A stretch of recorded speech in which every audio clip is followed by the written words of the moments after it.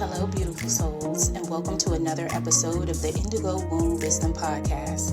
I'm your host and sister friend, Shatia Tee, Owsley, and thank you for watching and or listening. So sit back, grab some tea and a notebook, and let's vibe together as we have organic and practical conversations embracing intuitive womb wisdom, spirituality, and a sprinkle of magic to rebel, restore, and radiate overall wellness in our lives.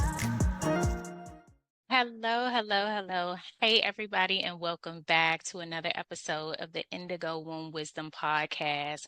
Today, I am so excited to have with me Miss Soleil Towns, full spectrum doula. And for those of you who are new here, I'm so sorry. My name is Shatia Tee Owsley. I am your sister friend and your host of the Indigo Womb Wisdom podcast. Before we jump into everything and start getting all up into Soleil's business about all this great work that she's doing out here in these streets, I am going to read a little bit of her bio just so we can get a little bit more familiar. And then Soleil is going to take it away and give us all the tea about who she is and what she is doing out here in this birth world. Soleil is a queer Haitian African-American woman from Newark, New Jersey, with a deep commitment to supporting marginalized communities. She holds a bachelor's degree in family science and in human development from Montclair State University. In August 2024, Soleil earned her full spectrum doula certification from Ancient Song Doula Services in Mount, where she specializes in providing labor and postpartum support, as well as abortion care to communities across Pennsylvania and New Jersey. Soleil's passion for supporting queer families of color is evident in her work and has been a driving force throughout her career. Her dedication to this field began in high school when she learned about the disproportionately high maternal mortality rates among Black women. Motivated by this, Soleil felt called to help Black women and families with empowering and positive birth experience. So Soleil, hey girl, hey. Please take it away. How did you get started in this? You gave us a little bit. I mean, the bio is amazing, ma'am. I mean, I felt good reading it for you. Thank you. I love hearing it. Really, how I got started, I say sometimes that it stemmed from college, but like it said in my bio, it really did start in high school when I was looking into colleges during the college application process. I was like, okay, what career am I picking? Like, what am I going to do? I didn't want to do nursing. I was teetering on the idea of teaching, but I knew I wanted it to be little children. If I were to go in the teaching tract, I know I definitely wanted to help people, help women and children specifically. But I didn't want to be an OB. I didn't want to be a gynecologist. I didn't want to be anything like that. So I did end up going to Montclair. That was the only school I applied to. I put all of my eggs in one basket. I said, I'm getting in here and I know I am, so I'm not applying. Lo and behold, I did get in. I got my bachelor's degree in family science and human development, which from there I did do a school settings track and I started working at the daycare on campus, went on to work in many daycares after the fact, and even become an independent nanny. And then I realized this is cool. I like to work with children, but this is not me. Like something about that, I don't feel fulfilled. While I was in high school, I remember coming across a search of doula, just glancing at it, and I'm like, that's interesting. But never putting that much thought into it.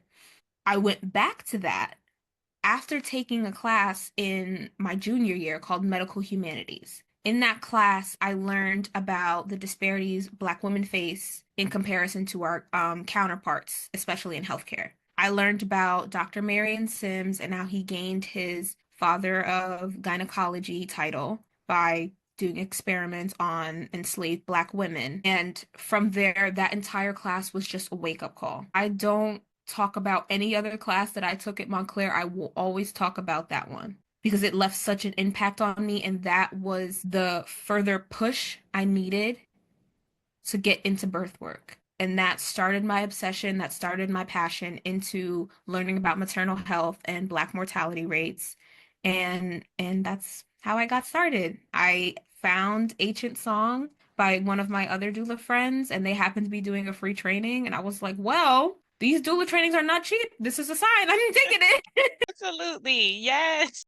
And now we're here.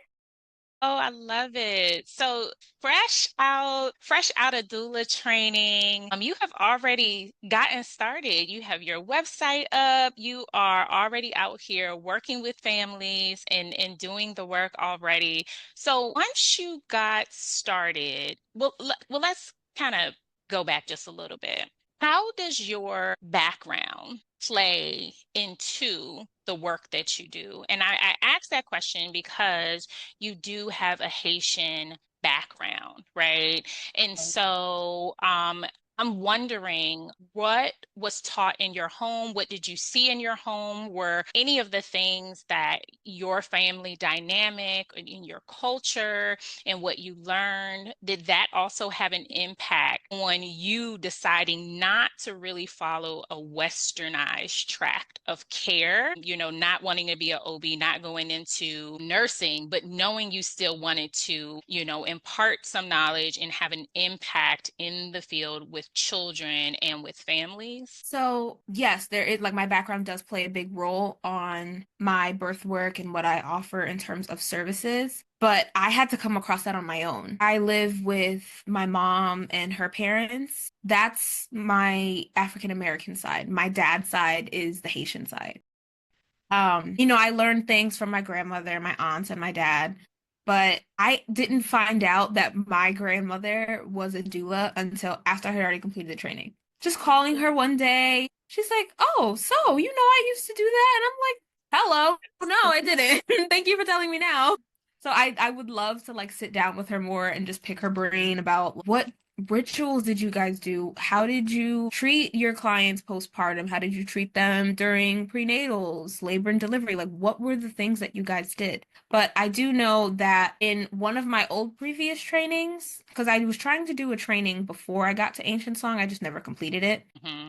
We had to do research on postpartum care around the world. I wanted to look up Haitian postpartum care, of course. And I found out that in postpartum care, they do a series of 3 baths during postpartum care. And ever since I found that out, I'm like, I want this on my service. I want to do this. And so basically, I'm going to go into depth of what they consist of. 3 days, within the 3 days, is a crucial time for postpartum clients, for postpartum women. Essentially, postpartum is rest, rest, rest. You do not Hmm. need to be on your feet, be in the bed and rest up. Warm foods only. Wouldn't really integrate the cold foods until like a month after. Hmm. And I believe on the third day is when they start the first bath. Special herbs and leaves like eucalyptus, papaya leaves, mint, etc., are boiled in water. That water is then cooled to the appropriate temperature and then turned into the bath. They put it in the bath. And the tea can also be made from those same ingredients, and it is encouraged to drink the tea as well. The second bath is done, and that one is a bath that's warmed in the sun. So it's not boiled like the last one. You put the ingredients outside, put the water outside, have it warmed in the sun. Hmm. And truly, that's a lot. I would say it's easier to do that in Haiti. Hmm. Hot over there. Like it's really hot, but it's not impossible to do that over here in America. It's not. The third bath is 1 month postpartum. So once you hit that 1 month mark after having the baby, that is when we introduce the cold bath. And that promotes healing, tightening of the muscles and the bones that are loosened during birth. And I have not had the pleasure of actually using that with one of my postpartum clients, but I am so excited for the day that I get to. I can't wait. My goodness, I'm so excited about that. And the reason why I'm so excited about that is seeing and hearing about your Haitian background in just in my own research and watching and seeing and being involved in the birth world for the time that I have been here. I have experienced different ancestral traditions, and it's always so fascinating to me. So when I saw your bio and we spoke and I was like, "Oh, this is one of my questions. I can't wait to ask her because I really wanted to know." So I'm excited for you and I'm excited to hear about that experience when you were able to actually offer that and provide that for your clients. Going back to your grandmother, isn't it just so interesting how spirit puts you on the track that you need to be on, even when you are unaware of what direction that you're going, right? And to have someone so close to you, where you are now able to sit at her feet and talk to her and her just pour out this knowledge to you. Look, I'm honored and appreciative of her for you. So you can Yes. come back and give me the tea. So Yes. it's about that. But that is, have your notepad ready, get all that knowledge because I mean, it's such a beautiful thing. And it is so different than here, in the US, with our statistics, with our mortality rate, especially for Black women and our Black babies, being able to bring those ancestral traditions and practices and rituals to remind people and remind families that birth is so sacred. And the things that worked hundreds and thousands of years ago can still work today in order to help us grow and thrive and just be the best that we can be and just set a different tone and environment. So I'm so excited for you for that. So you went to Ancient Song, and so you said that you had started one doula program. You were like, that's not where it's at. Ancient Song came through, girl, and you ain't have to pay for that. So hello. Yes, yes, yes. It's a blessing. It's a Yeah. blessing. So, how was your experience? How was that experience going through the program?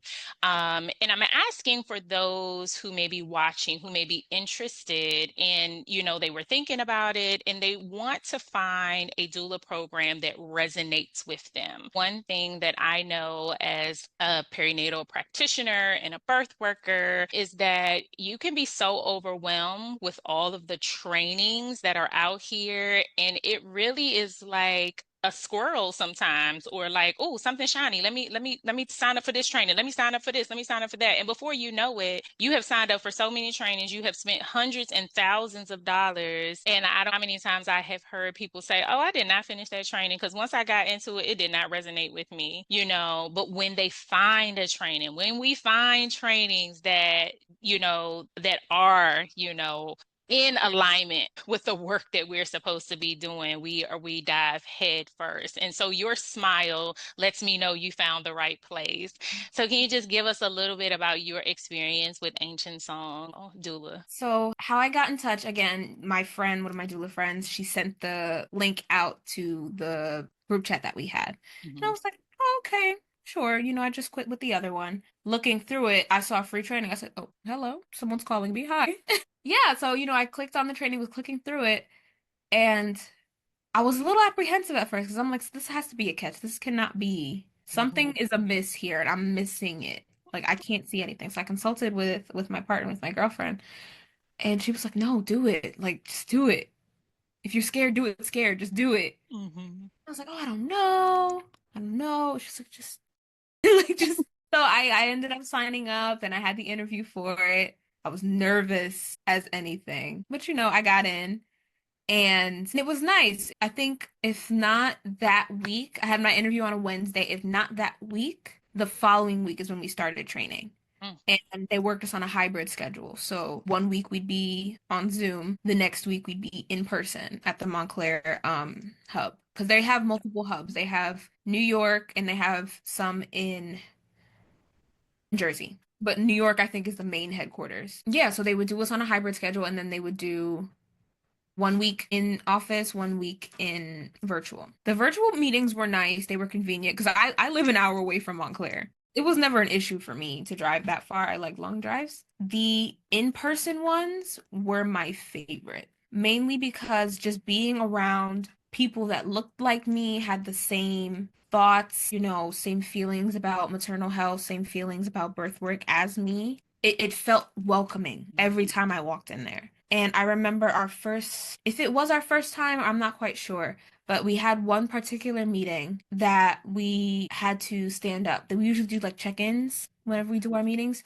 We had to stand up and do like a call and response. And it was like we were screaming affirmation as loud as we could throughout the whole room. And I just was like, I got emotional, but I was like, I can't cry in this room because people are gonna look at me crazy. But I got so emotional because I just felt like I was around my people. Like so centered in spirituality and wellness, our own wellness, not just client wellness, community wellness, our wellness too. Because Mhm. I am so big on you cannot pour into somebody else's cup if your cup is empty. Mhm.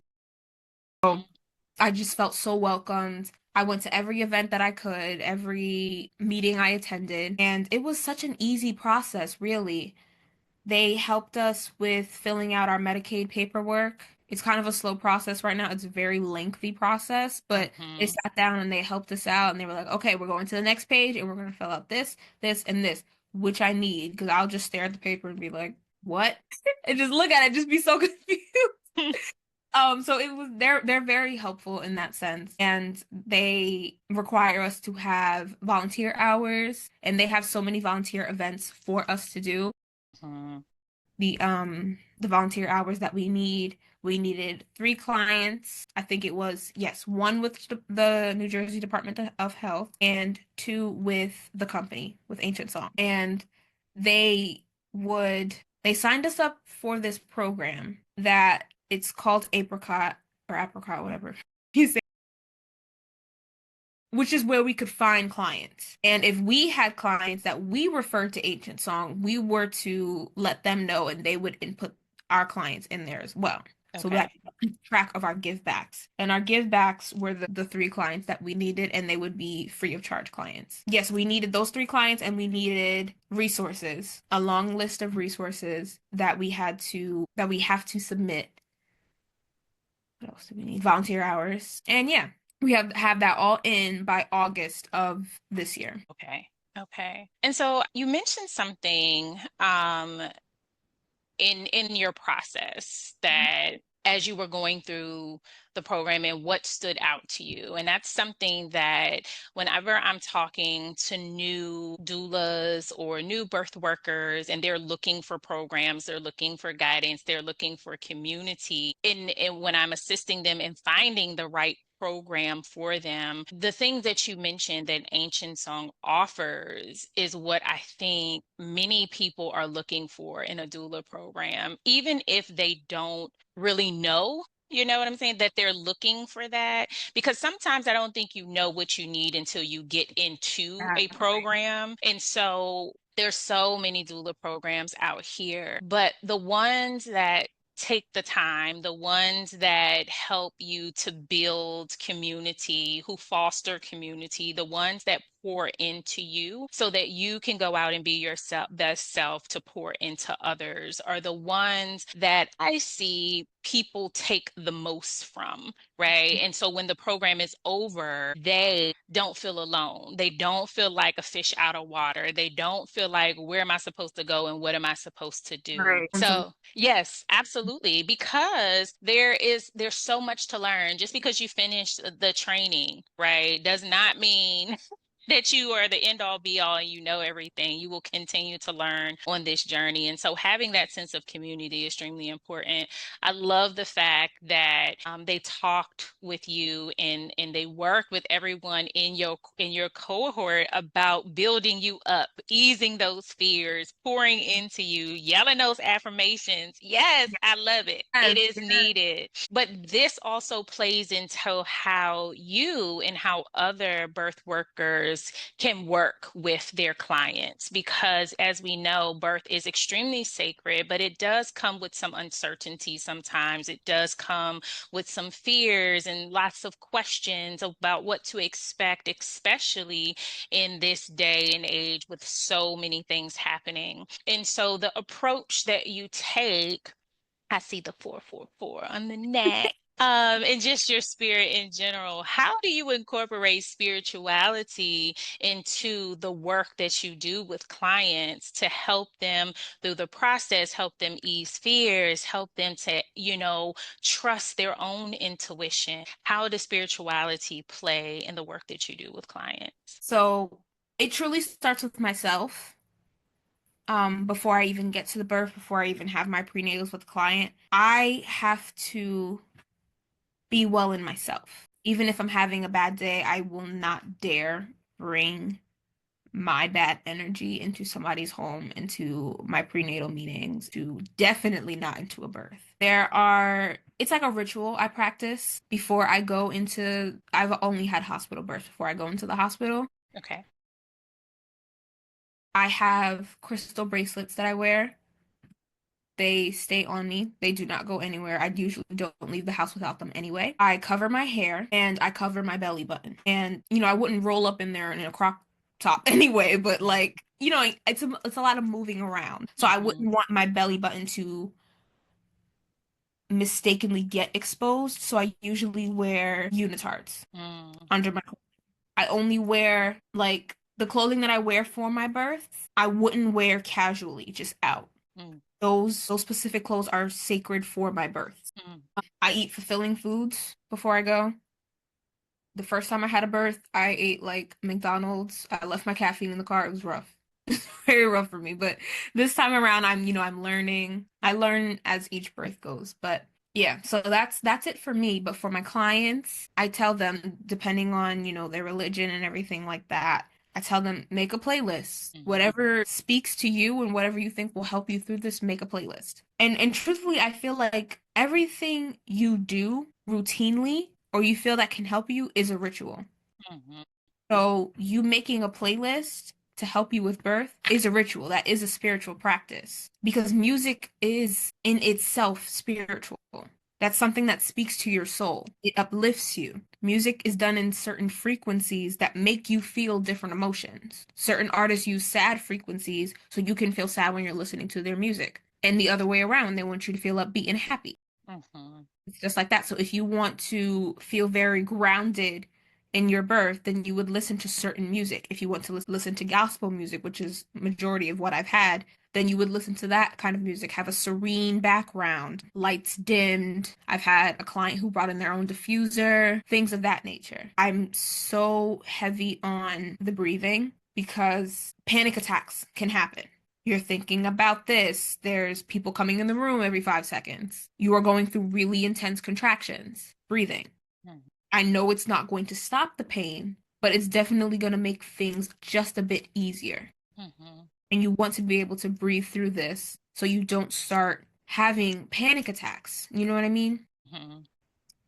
Um, yeah, that's what I'd say. Yeah, I wrote them down as you were talking. So a playlist, breath work. I do want to go back for those who may have a question on how you show up at Okay. birth, right? And so you mentioned that you cover your hair when you Yes. show up at a birth. And so what is the significance for those who don't know about why many cover their hair on a regular basis or just in situations like this, in sacred spaces, in certain areas, why people cover their hair? Can you go into more detail about why you cover your hair during birth? So I cover my hair because I am a firm believer that hair knows our stories. Hair knows our traumas. It keeps it in there. You know what I mean? It absorbs energy. And I don't know if this is like a logical thinking or just Soleil's logical thinking, but I think even because my hair is locked, it's even more absorbable. You know what I mean? That was something that I was taught in my training.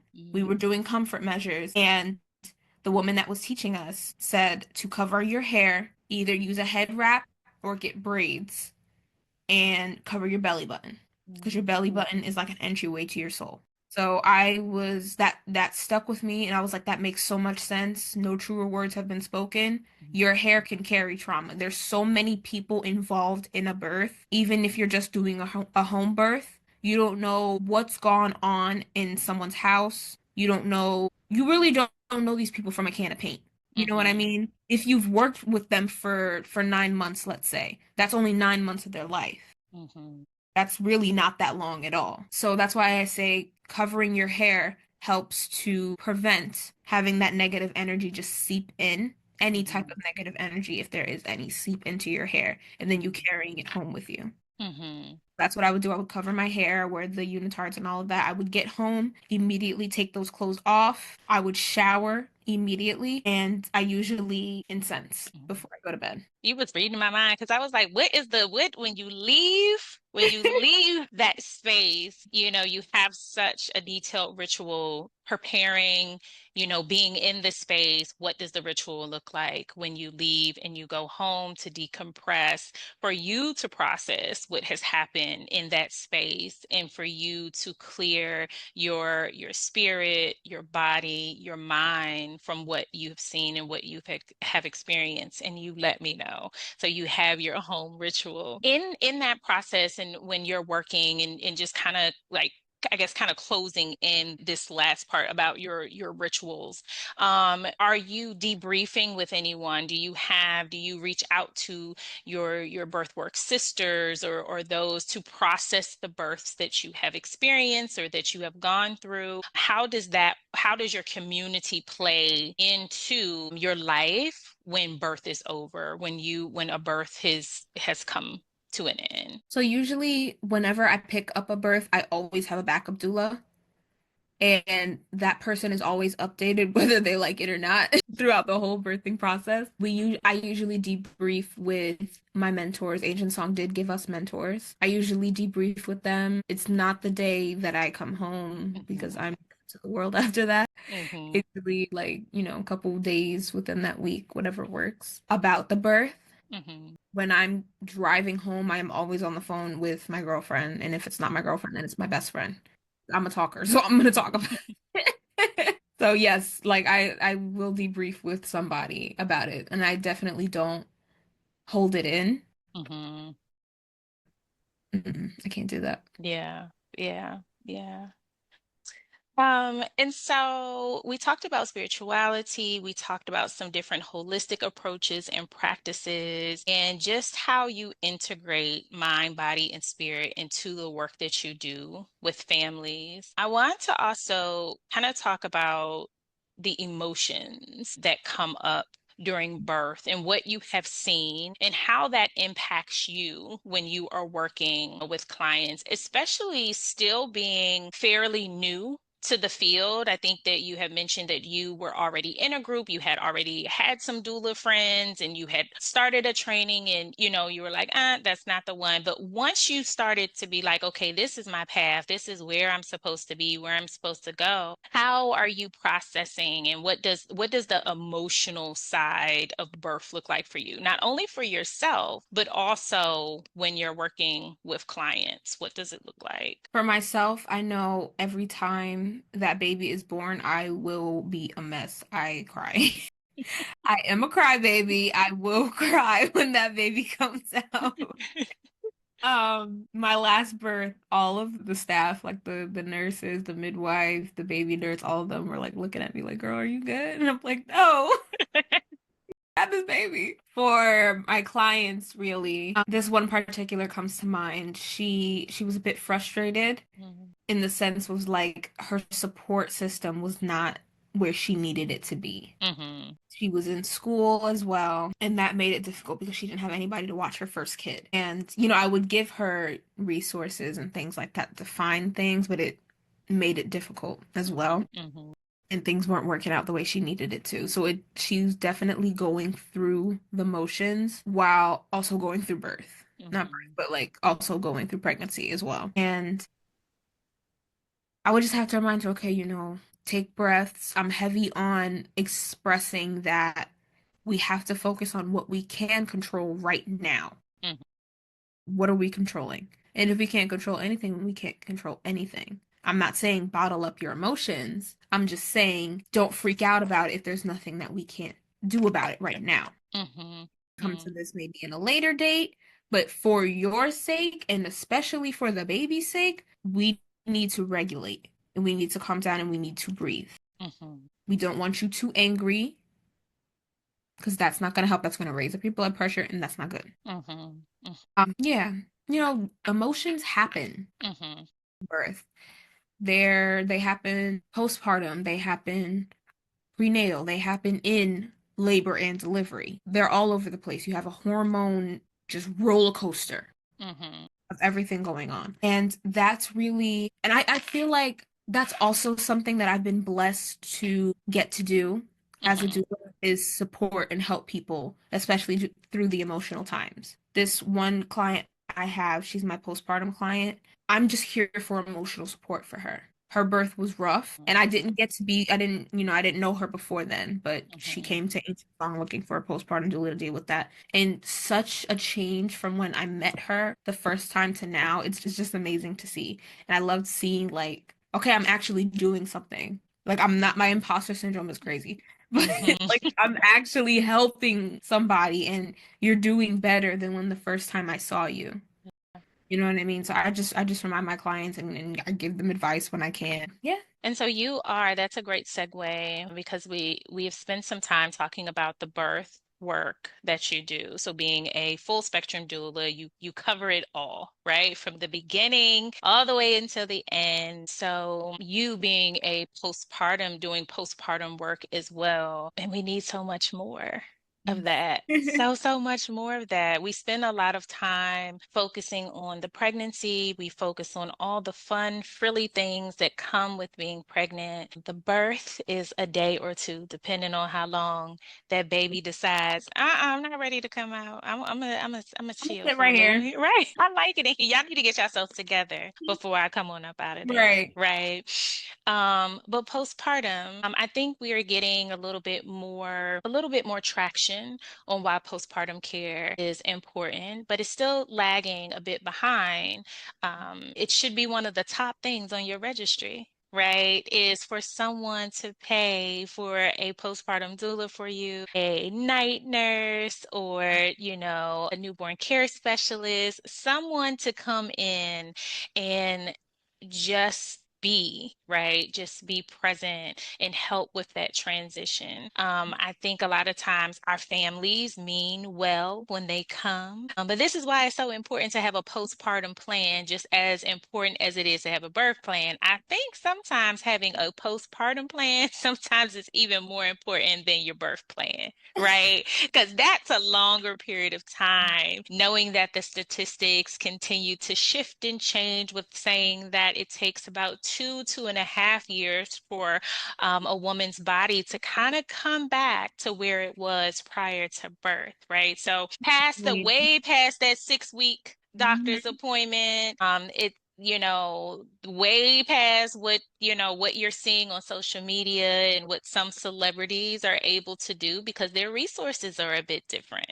Right. However, there's a sacredness not only to the birth process, but also to the postpartum process and having that support. What does the support look like? Right? What, if you are working with a client, what are you encouraging your client to inform their family about? What are you speaking to them about when you say, okay, I'm going to come in as your postpartum doula, but on the days that I'm not here, the Mhm. days that I cannot get to you, this is the plan we're going to put together. What are some of the things that you encourage families to really focus on and pay attention to? Because postpartum care is not just coming over and holding a baby. I can hold my own baby. But these Right. dishes and a meal Right. train and that Mhm. laundry, right? Right. And also paying attention to my emotional state to know when you should call my postpartum doula, when I Mhm. should be referred out to a therapist.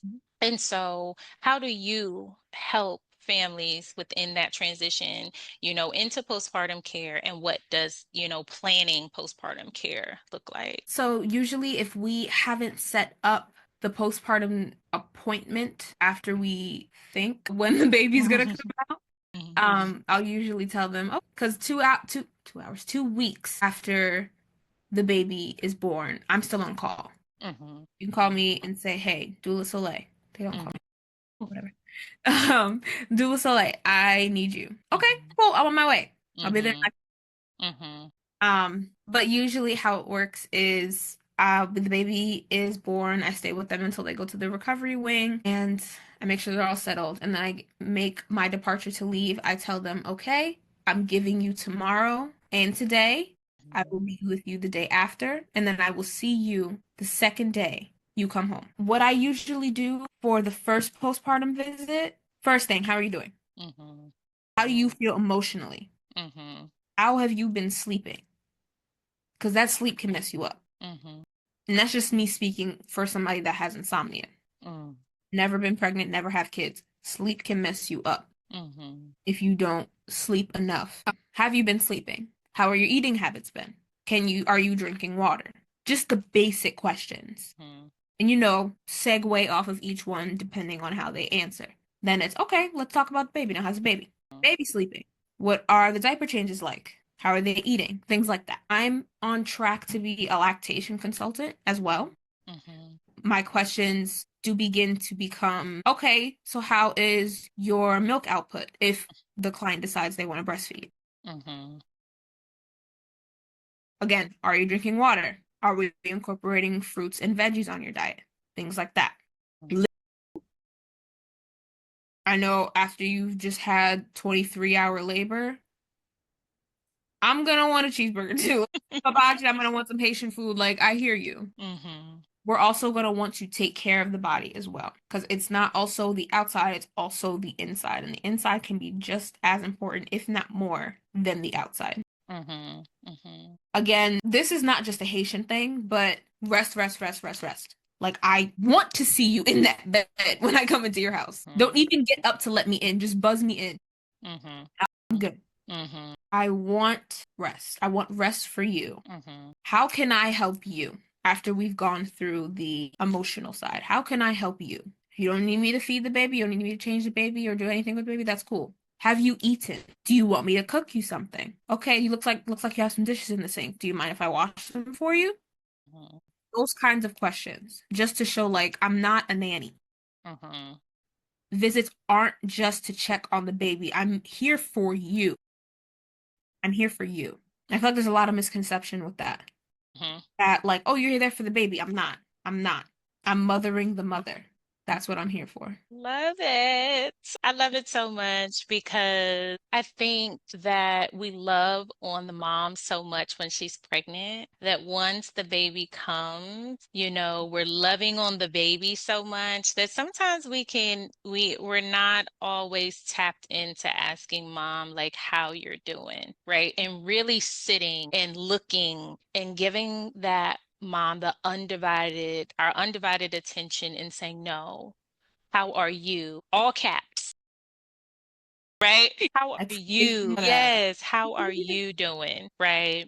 And so I think that is very important. We're all, that whole process, it's a rebirth, right? It's a rebirth for everyone, the birth of the baby and depending on what your beliefs are, it's a rebirth for baby, right? A rebirth for mom because the person that you are no longer that person. You have evolved, and with each baby that you Yes, have, a whole different Earth, person. right, Earth side or not, right, you become a different person. And then also for partners and for dads, it is also a rebirth for Yes. them as well, which is, another area that needs more attention, right? Right. Especially when we're talking about Black fathers as Yeah. well. And they are stepping up and they are doing some awesome and amazing things. And they are there and they are advocating and they are loving on and they are supporting. And I love to see it. I love to see it because it is rebuilding and fostering and growing and letting the outside world know, but also our community that we are here for each other. We are showing up for each other and we are loving on each other and we see